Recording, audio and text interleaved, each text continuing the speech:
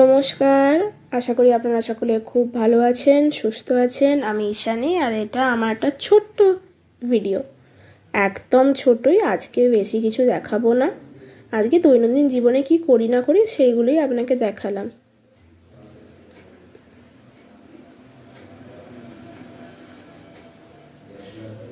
চলুন উপরে যাই আমার ছানাদের সঙ্গে দেখা করতে। ওই দেখুন ডাব্বার ওদিক থেকে মুখ বাড়াচ্ছে, যে এমনি পায়ের আওয়াজ পাবে অমনি উঠে দাঁড়িয়ে পড়বে।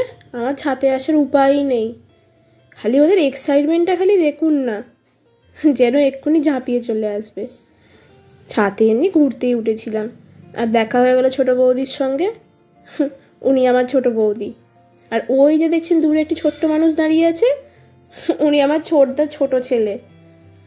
ভিডিও করছি দেখে একদম দৌড়ে দৌড়ে চলে এলো ভিডিওতে ছোটাছুটি করবে বলে। উনি আমার বড় বৌদির ছোট ছেলে, আমার ছোট ভাইপো।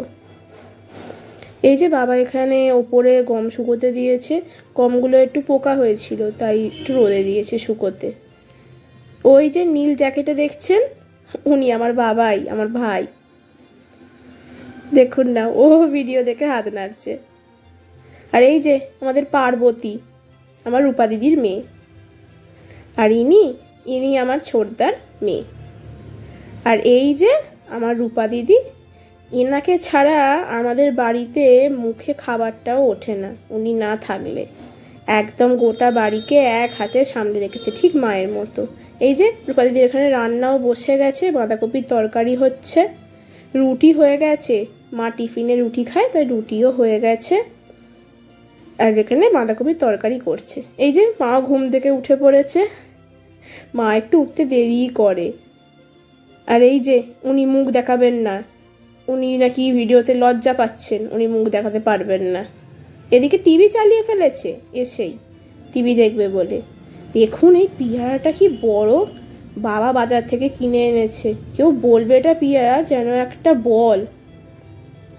এই যে রূপা দিদি রান্নাও মোটামুটি হয়ে এসছে, ভাত বসিয়ে দিয়েছে, এখানে মাছ ভাজছে, মাছের ঝাল হবে মনে হয়, সর্ষে বাটা দিয়েই ঝালটা হবে আজকে, চুনো মাছের ঝাল। এই যে আজকের রান্না এইটুকুই ছিল, বাঁধাকপির তরকারি, মাছের ঝাল। আর আজকের ভিডিওটা এইটুকুই। ভালো লাগলে একটা লাইক, কমেন্ট, শেয়ার, আর একটু বেশি ভালো লাগলে সাবস্ক্রাইব করবেন।